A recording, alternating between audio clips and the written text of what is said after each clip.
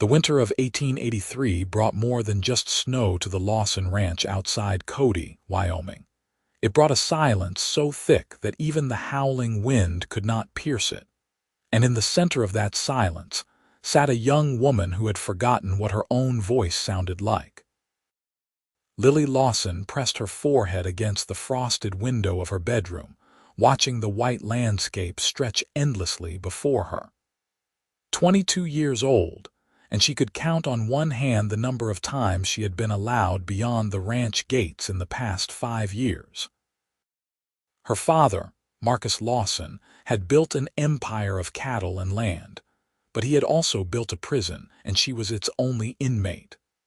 Her mother had died when Lily was 17, succumbing to pneumonia one brutal winter, and something in her father had broken that day. He began to see danger everywhere, in every stranger's face, in every mile of open road. He convinced himself that keeping Lily close meant keeping her safe, and gradually that closeness became suffocation. At first, Lily had fought.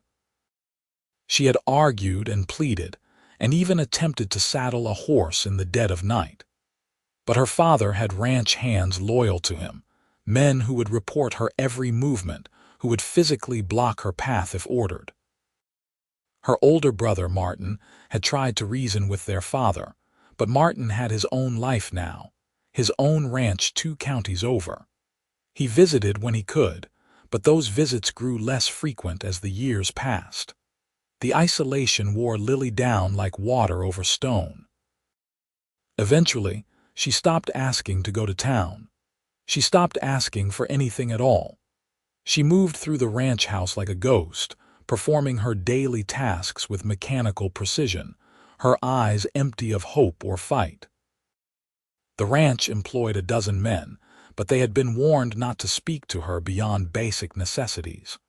Her father supervised every interaction, every word exchanged. Lily took her meals alone in her room. She read the same books over and over until she had memorized entire passages. She watched the seasons change through her window and felt as though she were watching life itself pass her by, always at a distance, always just out of reach. On a Tuesday morning in February, everything changed. Lily was in the kitchen, rolling out dough for biscuits, when she heard unfamiliar voices in the yard. She moved to the window and saw her father speaking with a man she did not recognize. The stranger was tall and broad-shouldered, dressed in worn canvas pants and a sheepskin coat dusted with snow. His hat was pulled low, but she could see the strong line of his jaw, the easy way he stood despite the cold.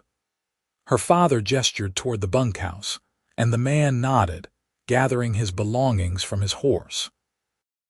Lily felt a flutter of something in her chest, something she had not felt in so long she almost did not recognize it. Curiosity.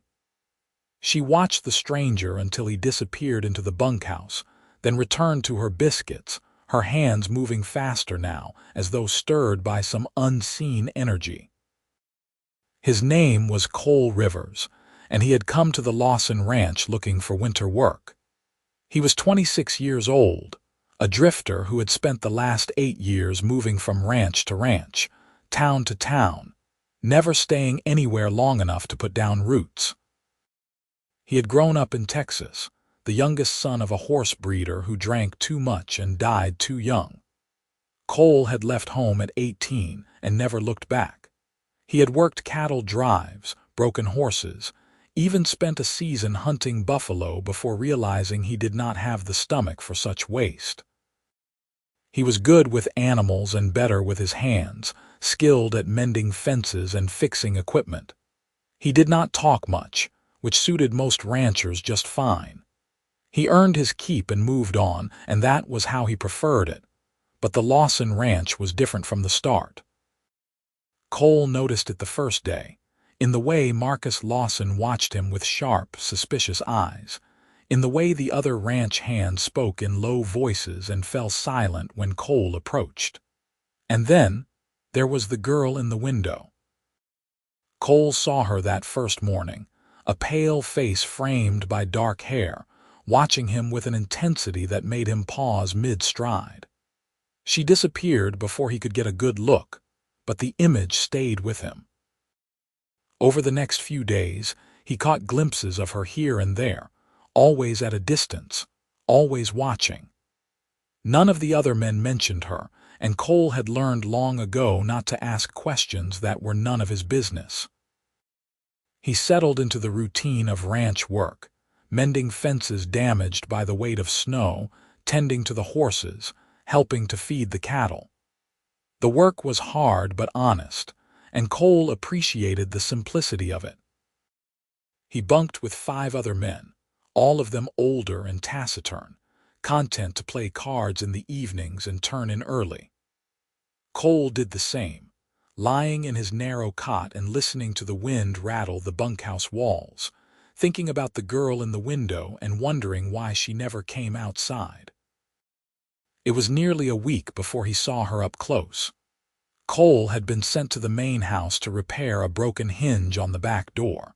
He knocked and waited, and when the door opened, there she stood. Up close, she was smaller than he had imagined, delicate-boned and pale, with large dark eyes that looked at him with a mixture of fear and longing. She wore a simple gray dress, her hair pinned back in a loose bun. For a moment, neither of them spoke. "I am here to fix the hinge," Cole said finally, his voice low and careful. She nodded and stepped aside, allowing him entry. The kitchen was warm and smelled of bread and coffee. Cole set down his toolbox and examined the door, aware of her standing a few feet away, her hands clasped in front of her. "What is your name?"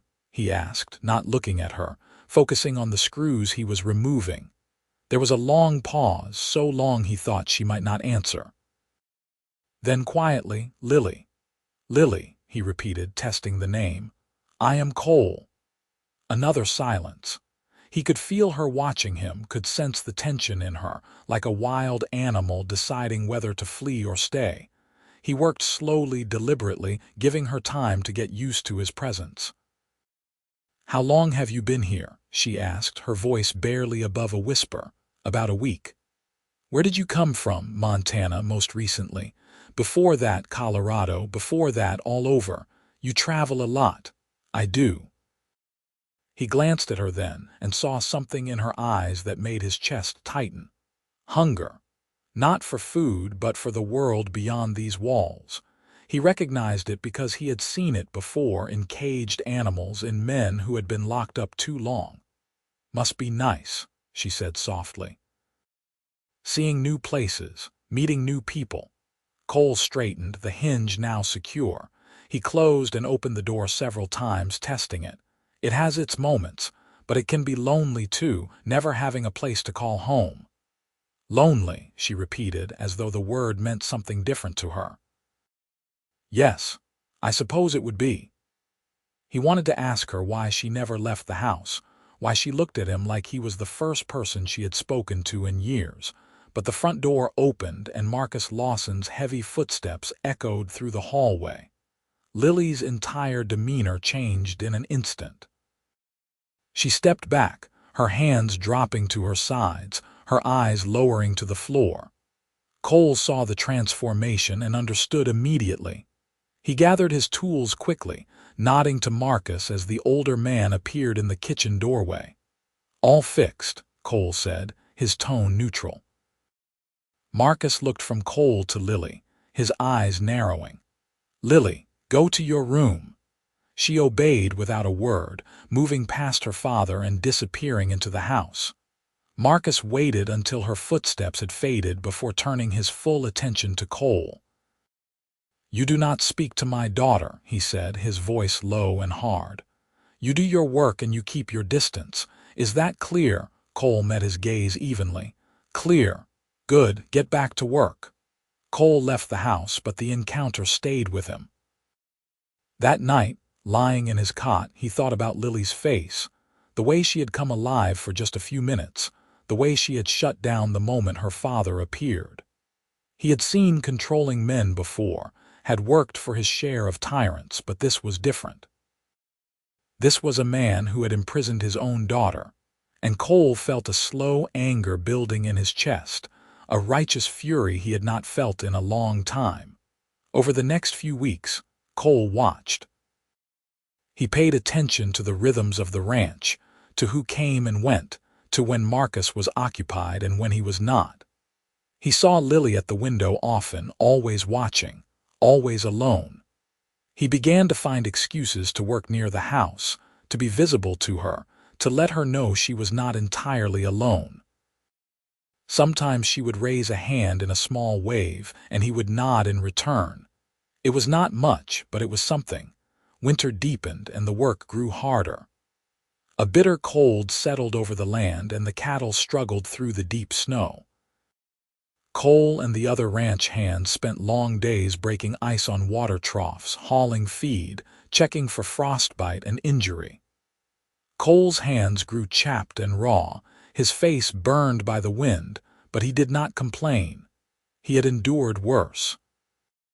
One evening, as he was heading back to the bunkhouse, he noticed a light in one of the upstairs windows of the main house.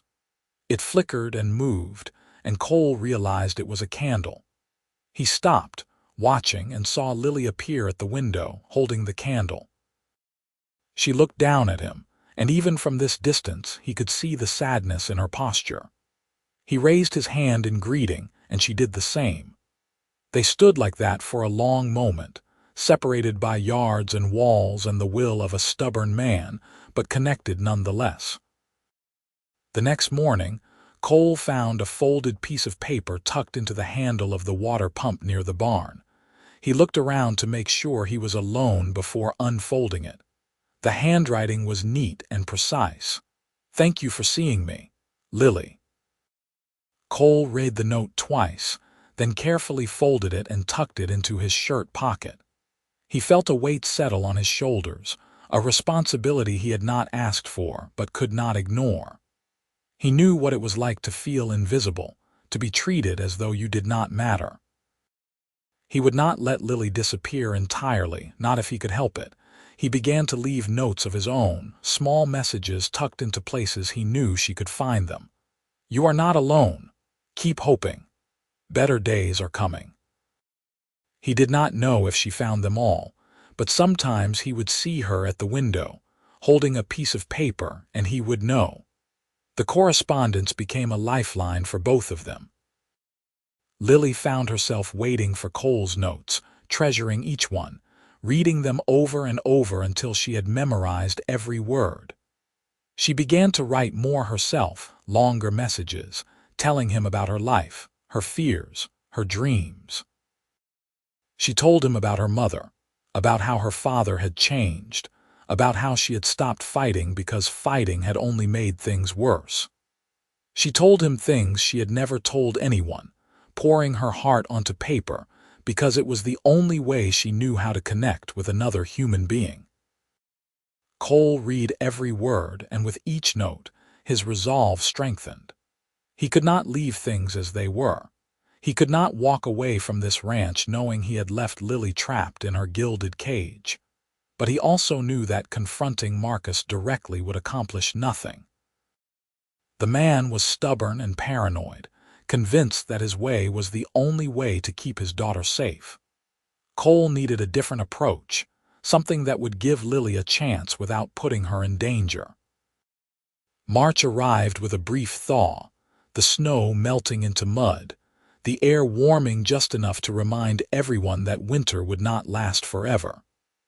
The ranch hands began preparing for spring, repairing equipment, planning for the arrival of new calves. Cole worked alongside them, biding his time, thinking. It was during this time that Martin Lawson came to visit. Lily's brother arrived on a Sunday afternoon, riding a sturdy bay gelding, his face weathered but kind. Cole watched from a distance as Martin embraced his father, as the two men talked in the yard. Later, Martin went into the house, and Cole hoped that meant he was seeing Lily. That evening, Cole was in the barn, oiling saddles, when Martin appeared in the doorway. The older man looked at Cole with curiosity, then stepped inside. "You are the new hand," Martin said. It was not a question. "I am. Cole Rivers." Martin extended his hand and Cole shook it. "Martin Lawson. I am Lily's brother. Pleasure to meet you." Martin leaned against a post, studying Cole with intelligent eyes. "How are things on the ranch?" "Fine. Work is steady." "And my father, how is he treating the men?" Cole hesitated, choosing his words carefully. "He is fair with wages, the work is honest." But Cole met Martin's gaze. "But I think you know there are things here that are not right." Martin sighed, rubbing a hand over his face. "You have seen Lily." "I have." "And you have noticed that she never leaves the house." "I have noticed." Martin was quiet for a moment, then said, "I have tried to talk to him. For years I have tried, but he will not listen. He thinks he is protecting her, but all he is doing is destroying her. I see it every time I visit. She is fading away, and I do not know how to stop it." Cole felt a surge of hope. Here was an ally, someone who understood, someone who might help. What if there was a way to get her out? Not by force, but by giving her a choice, a way to leave that did not involve confrontation. Martin straightened, his eyes sharpening. "What are you suggesting?" "I am suggesting that your sister deserves a life. And that maybe, with the right opportunity, she could have one." Martin studied Cole for a long moment, then slowly nodded. "Tell me what you are thinking." They talked long into the night, two men united by a common cause. Martin revealed that he had been setting aside money for Lily, a trust that would be hers when she turned 25 or married, whichever came first. It was not a fortune, but it was enough to give her a start. The problem was getting her away from the ranch without Marcus stopping her. Martin could take her, but Marcus would see that coming, would likely forbid Martin from seeing her again.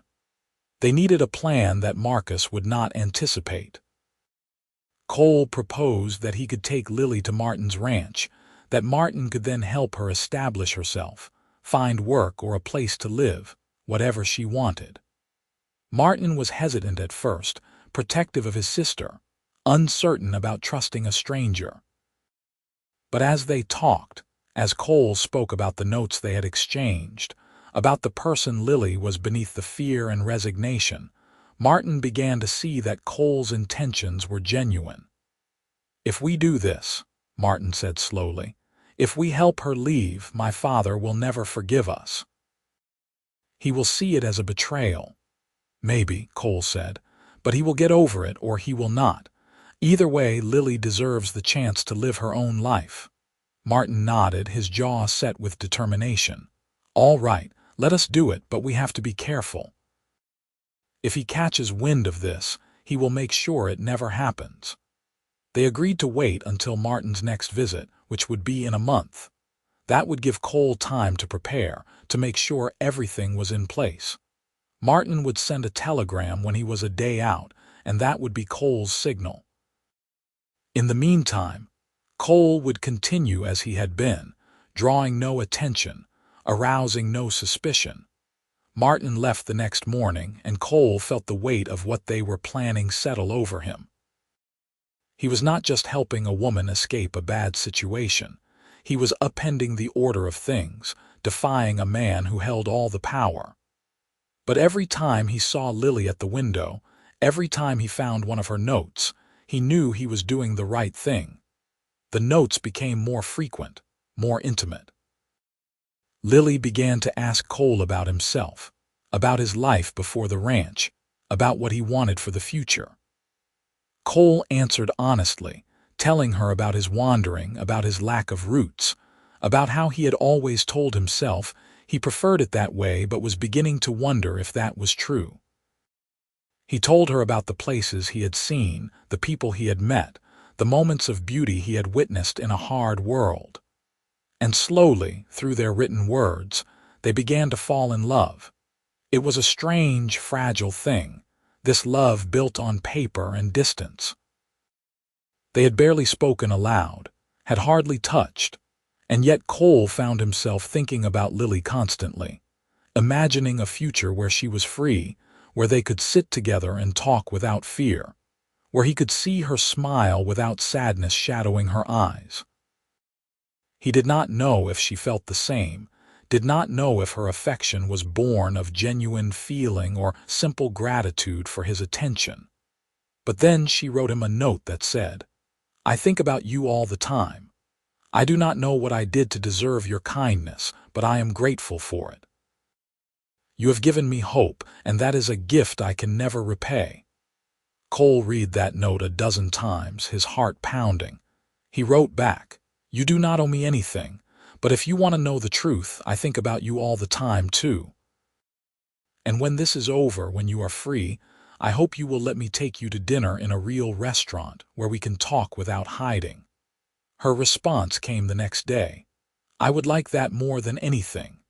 April arrived, and with it, the telegram from Martin. Cole received it in town when he went to pick up supplies. "Arriving tomorrow evening. Be ready." Cole's pulse quickened. He had been preparing for this moment, squiring away food and supplies, making sure his horse was in good condition, planning the route they would take. He had even purchased a warm coat for Lily, knowing she would need it for the journey. Everything was in place. All that remained was the execution. That night, Cole slipped a final note to Lily, telling her to be ready, to pack a small bag with essentials, to wait for his signal. He told her that Martin would meet them at his ranch, that she would be safe, that she just had to trust him. He signed it, "Yours, Cole." The next day dragged by with agonizing slowness. Cole went through the motions of his work, his mind elsewhere, running through the plan over and over. Martin would arrive in the evening, would distract Marcus with talk of business and cattle prices. Cole would use that opportunity to get Lily out of the house, to the horses he had prepared. They would ride hard through the night, putting as much distance as possible between them and the ranch before Marcus realized what had happened. Evening came, and right on schedule, Martin rode into the yard. Cole watched from the barn as Martin greeted his father as the two men walked toward the house, deep in conversation. Cole's heart hammered in his chest. This was it. He moved quickly, saddling two horses, securing the supplies. Then he made his way to the back of the house, to the door he had repaired weeks ago. He knocked softly, and Lily opened it immediately. She was dressed in a traveling dress, her hair braided, a small bag clutched in her hands. Her face was pale but determined. "Are you ready?" Cole asked. She nodded. "I am ready." He took her hand, and they moved quickly through the kitchen, out the back door, across the yard to where the horses waited. Cole helped her mount, then swung up onto his own horse. They were about to ride out when a voice called from the house. "Lily." Marcus stood on the porch, his face twisted with fury. "What do you think you are doing?" Lily froze, her hands tightening on the reins. Cole moved his horse between her and her father. "She is leaving," Cole said, his voice steady. "She is an adult, and she is making her own choice." Marcus stormed down the steps.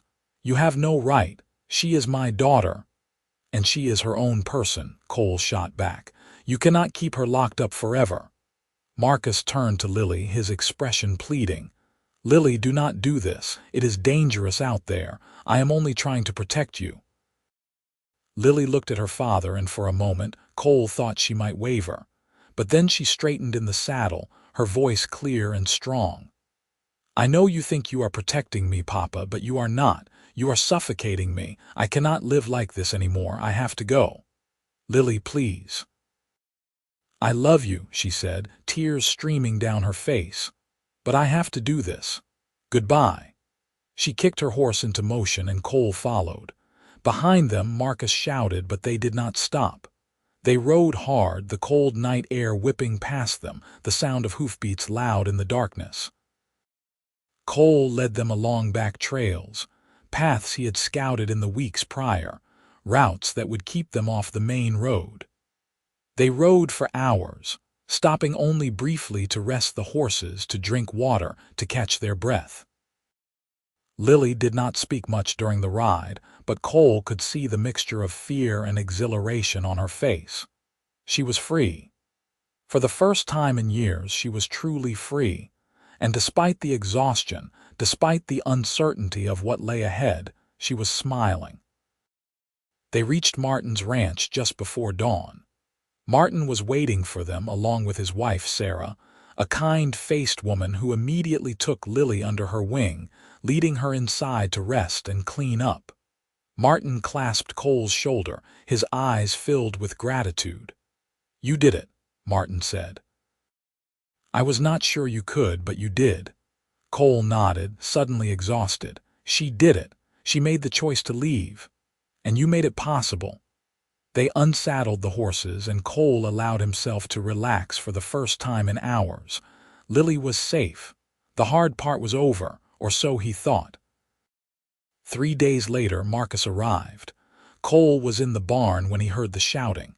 He ran toward the house, arriving in time to see Marcus on the porch, arguing with Martin. Lily stood behind her brother, her face pale but resolute. "You had no right," Marcus was saying. "She is my daughter."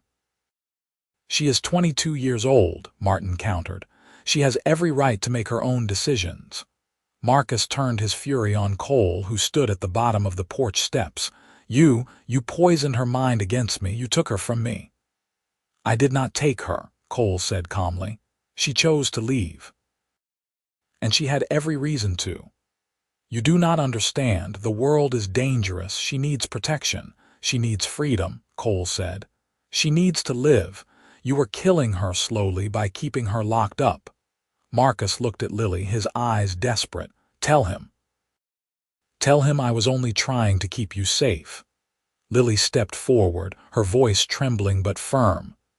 "You were trying to keep me safe, Papa, I know that, but you went too far. You made me a prisoner. I could not breathe. I could not live. I had to leave, not because I do not love you, but because I love myself enough to want more than what you were giving me." Marcus stared at her, and for a moment, Cole thought he saw understanding flicker in the older man's eyes. But then Marcus shook his head, his jaw hardening. "You will regret this, both of you." He looked at Martin. "You are no longer my son." He turned and walked to his horse, mounting without another word. They watched him ride away, the silence heavy and painful. Lily began to cry, and Sarah put an arm around her, guiding her back inside. Martin sighed deeply, running a hand through his hair. "He will come around," Martin said, though he did not sound convinced. "Eventually." Cole was not so sure, but he kept his thoughts to himself. What mattered now was Lily, helping her adjust, helping her find her footing in this new life. Over the following weeks, Lily began to transform. At first, she was tentative, uncertain, overwhelmed by the freedom she now had. But gradually, she started to blossom. She helped Sarah with chores around the ranch, learned to cook new dishes, began to read books she had never had access to before. She went into town with Sarah, experiencing the simple joy of browsing a general store, of talking to other women, of feeling the sun on her face without walls around her. And she spent time with Cole. They would sit on the porch in the evenings, talking for hours, learning each other in ways that notes could never fully convey. Cole discovered that Lily had a sharp wit, a deep intelligence that had been stifled for years. She was curious about everything, asking him questions about his travels, about the places he had been, the things he had seen. He told her stories, painting pictures with his words, and she listened with rapt attention. In turn, Lily told him about her childhood, about the mother she had loved and lost, about the girl she had been before fear and control had shaped her into something quieter. She told him about the books she loved, the dreams she used to have, the person she was beginning to remember she could be. They fell in love slowly, deliberately, building a foundation of trust and understanding. Cole had never felt this way about anyone, had never imagined that he could. He had spent so many years drifting, convincing himself that solitude was preferable to connection, that roots were a trap rather than a gift. But Lily changed all of that. She made him want to stay, to build something, to plant himself somewhere and see what grew. One evening in late May, as they sat together watching the sun set over the mountains, Cole took her hand. "I have been thinking," he said. "About what? About the future. About what I want." She looked at him, her eyes searching his face. "And what do you want?" "I want to stop drifting. I want to find a place to call home, and I want you to be a part of that if you will have me." Lily's breath caught. "Cole, are you asking what I think you are asking?" He turned to face her fully, taking both her hands in his. "I am asking if you will marry me. I know it is fast, and I know you are just finding your freedom, and if you need time, I understand. But I love you, Lily. I have loved you since the first note you wrote me, maybe even before that. And I want to spend my life making sure you never have to try hard to be seen, to be heard, to be loved. You will always be the most important person in my world, and I will spend every day proving that to you." Tears spilled down Lily's cheeks, but she was smiling. "Yes, yes, I will marry you." Cole pulled her into his arms, holding her tightly, feeling the rightness of it settle into his bones. They stayed like that for a long time, wrapped in each other, the world shrinking down to just the two of them. They were married in June, in a small ceremony at Martin and Sarah's ranch. The local preacher officiated, and Sarah cried happy tears throughout the entire service. Martin stood as Cole's best man, and Sarah as Lily's matron of honor. It was simple and perfect, exactly what they both wanted. Marcus did not attend. Martin had sent him an invitation, but there had been no response. Lily grieved the absence of her father, but she did not let it overshadow her joy. She was marrying the man she loved, and that was what mattered. After the wedding, Cole and Lily began to build their life together. Cole had saved money over the years, and with the trust Martin had set up for Lily, they had enough to purchase a small piece of land not far from Cody. It was modest, just 50 acres with a creek running through it, but it was theirs. They built a cabin with help from Martin and some hired hands, and by autumn they were moved in. Life was hard but good. They worked the land together, planting a garden, raising chickens, starting a small herd of cattle. Cole took on occasional work at neighboring ranches to supplement their income, and Lily sold eggs and vegetables in town. They were not wealthy, but they had enough, and more importantly, they had each other. Lily thrived in her new life. She made friends in town, joined a quilting circle, became a part of the community in ways she had never been able to before. She laughed often, a sound that Cole never tired of hearing. She was curious and adventurous, always wanting to try new things, to explore the world that had been denied to her for so long. Cole made sure she had every opportunity to do so, accompanying her on trips to nearby towns, encouraging her interests, celebrating her victories no matter how small. In the evenings, they would sit together by the fire, reading or talking or simply enjoying the quiet comfort of each other's presence.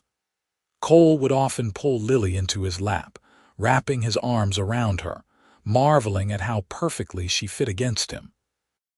She would lean her head on his shoulder, and they would stay like that for hours, content in a way that neither had ever known before.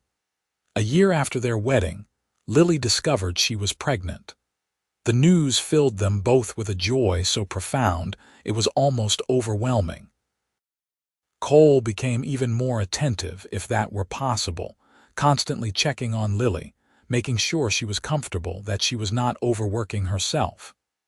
Lily teased him for his hovering, but she loved it nonetheless, loved the way he cared for her, the way he made her feel cherished. Their son was born in the spring of 1885, a healthy, squalling baby with dark hair and his father's strong jaw. They named him Thomas, after Cole's grandfather, and from the moment Cole held his son for the first time, he was utterly besotted. He would spend hours simply watching Thomas sleep, marveling at the tiny fingers and toes, the miniature perfection of him. Lily was a natural mother, patient and loving, though she admitted to Cole in the quiet hours of the night that she was sometimes terrified of repeating her father's mistakes. Cole would hold her close and assure her that she was nothing like Marcus, that she understood the balance between love and freedom, that their children would always know they were cherished but never trapped. As Thomas grew, the little family fell into a rhythm. Cole taught his son to ride, to care for animals, to work the land.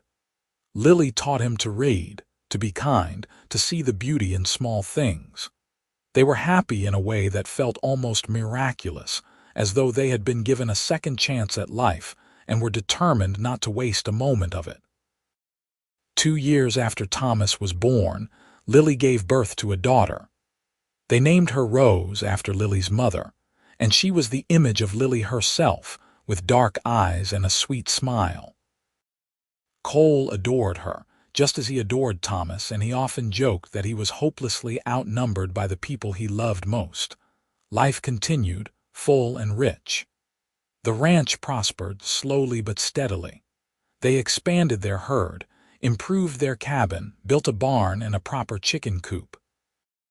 Cole's reputation as a skilled horseman spread, and he began to buy and train horses, selling them at a good profit. Lily's garden became legendary in the area, and she started preserving and selling jams and pickles, adding to their income. Through it all, they remained deeply in love. Cole still left little notes for Lily, tucked into places she would find them, reminders that he was thinking of her, that he loved her. Lily would write him notes in return, love letters that he kept in a box by their bed, rereading them when he was away from her. They made time for each other, for long walks along the creek, for stolen kisses when the children were napping, for quiet conversations under the stars.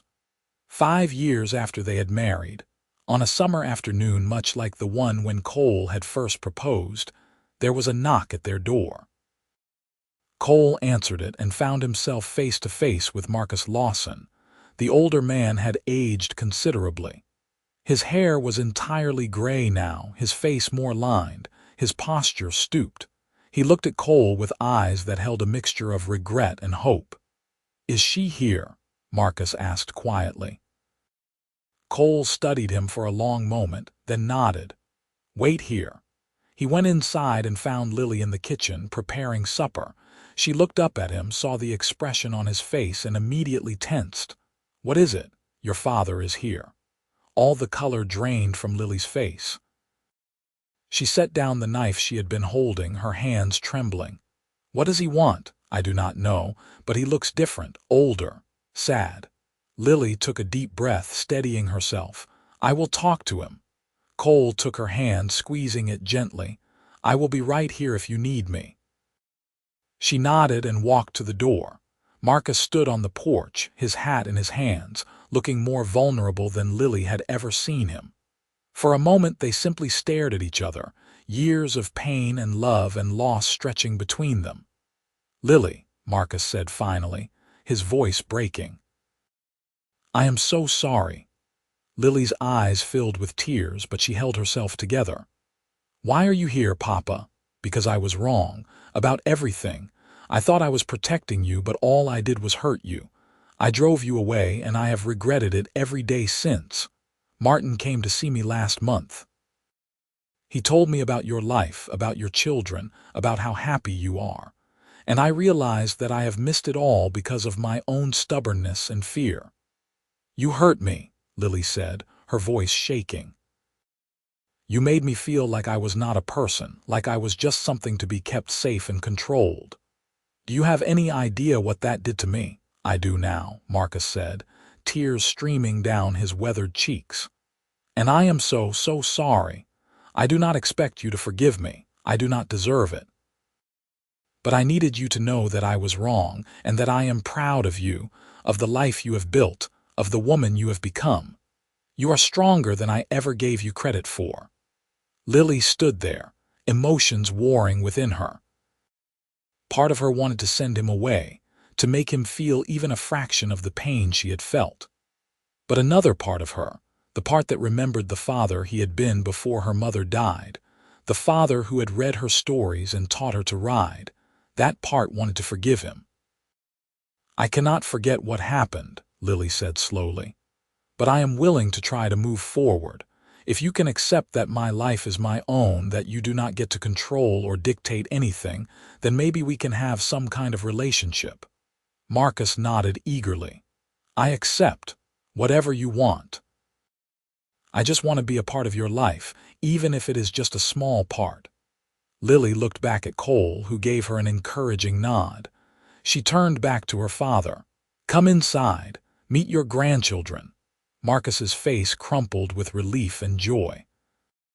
He followed Lily into the cabin, and Cole watched as father and daughter began the slow, painful process of rebuilding what had been broken. It would not be easy, and there would be setbacks, but Cole believed they could do it. Love, after all, was stronger than fear, and forgiveness was a powerful thing. Over the next few years, Marcus became a regular presence in their lives. He was careful to respect boundaries, to never overstep, to always ask rather than demand. He doted on Thomas and Rose, and they grew to love their grandfather, though they sensed that the relationship between him and their mother was complicated in ways they did not fully understand. Marcus and Cole developed a mutual respect, if not a deep friendship. Marcus could see how much Cole loved Lily, how he had given her the life and freedom she deserved, and he was grateful for it, even if he struggled to articulate that gratitude. Cole, for his part, understood that Marcus was a man shaped by grief and fear, and while he did not excuse what Marcus had done, he could see the humanity in him.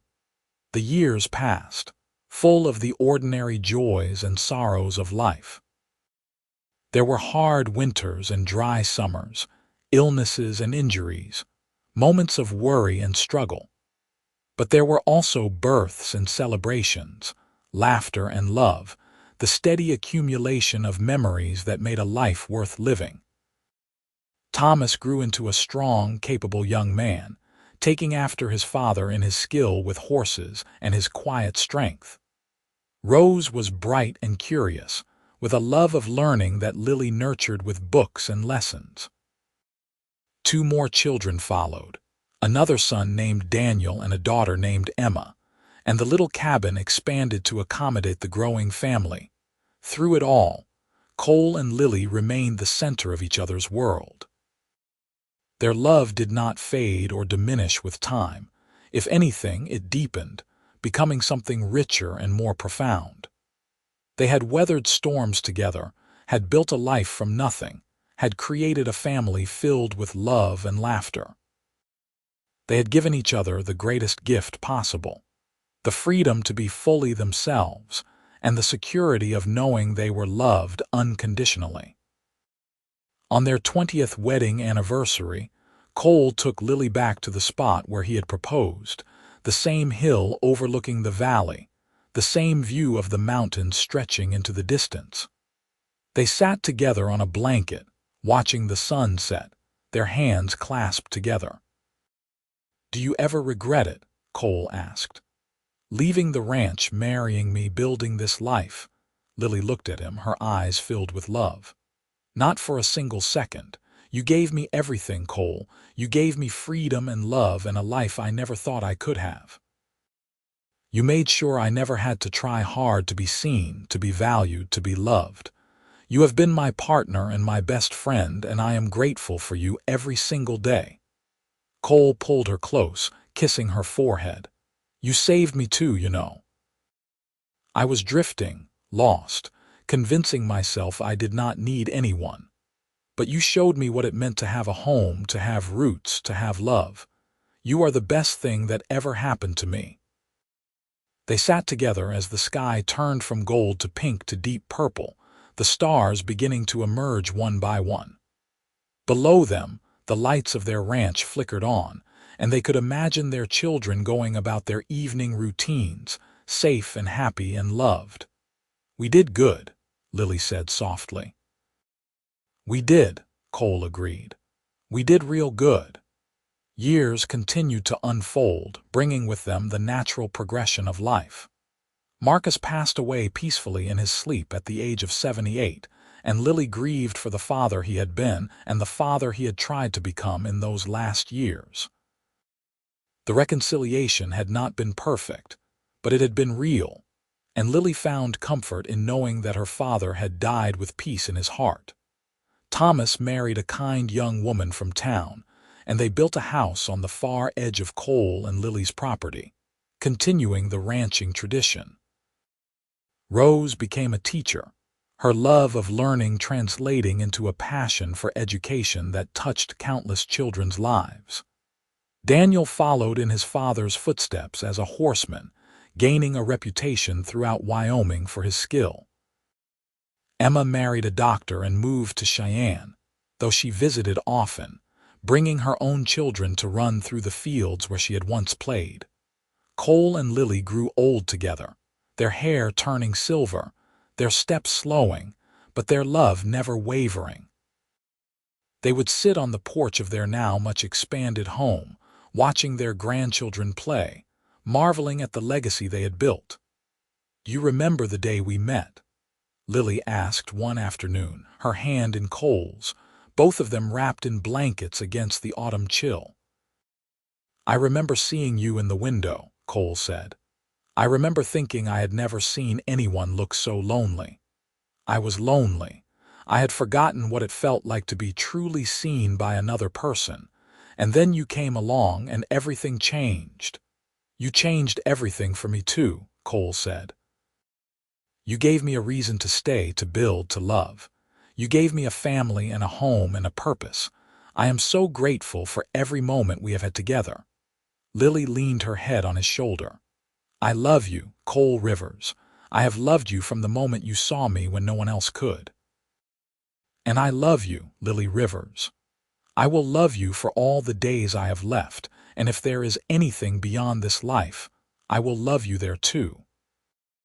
They sat together as the sun set once more, surrounded by the life they had built, the family they had created, the love that had sustained them through everything. It was a good life, a life worth living, a life filled with joy and meaning. Cole passed away first at the age of 79, with Lily holding his hand and his children and grandchildren gathered around him. He went peacefully, a smile on his face, whispering Lily's name with his last breath. The grief was immense, a tearing pain that left Lily feeling as though part of herself had been ripped away. But she held on to the memories, the love, the knowledge that they had had something rare and beautiful. Lily lived another 3 years, long enough to see her great-grandchildren born, long enough to pass on the stories of how she and Cole had found each other, how love and courage had transformed both their lives. She told them about the notes, about the daring escape, about the life they had built together. She wanted them to understand that love was worth fighting for, that freedom was precious, that kindness and courage could change the world. When Lily's time came, she went peacefully in her sleep, and her children swore that in those final moments she had smiled, as though seeing someone she loved waiting for her. They buried her next to Cole, on the hill overlooking the valley, the mountains standing sentinel in the distance. On her headstone, beneath her name and the years of her life, they carved a single line. She never had to try hard, because she was always loved. And in the years that followed, the family continued to thrive, generation after generation, building on the foundation that Cole and Lily had laid. They told the story of their ancestors, of the cowboy who had seen a lonely woman and refused to look away, of the woman who had found the courage to claim her freedom, of the love that had transformed them both. It was a story of hope and resilience, of the power of love to heal and transform, of the importance of fighting for what matters most. And it lived on, passed down through the generations, a reminder that even in the hardest times, in the wildest places, love could bloom and flourish and create something beautiful that would last forever. The ranch remained in the family for over a century, a testament to what Cole and Lily had built together. Visitors would sometimes stop and ask about the two headstones on the hill, and whoever was there would smile and say, "That is Cole and Lily." They loved each other more than anything, and they built all of this. We are still here because of them. And on summer evenings, when the light slanted gold across the valley and the mountains turned purple in the distance, you could almost see them there, sitting together on their porch, his arm around her shoulders, her head on his chest. Two souls who had found each other against all odds and had held on tight, creating a love story for the ages. Their story was one of transformation, of a woman who had been kept from everyone until she stopped trying, and a cowboy who made sure she never had to try hard, because he saw her worth from the very beginning and spent every day of his life proving it to her. It was a story of freedom found and love discovered, of courage in the face of fear, of two people who refused to let circumstance define them. And it was a story with a happy ending, because Cole and Lily had built something that lasted, something that mattered, something that proved that love, in the end, was always worth fighting for. Their legacy lived on in every child born into their family, in every act of kindness, in every moment of courage, in every love story that followed. They had changed the world, one note at a time, one choice at a time, one day at a time, and that in the end was everything.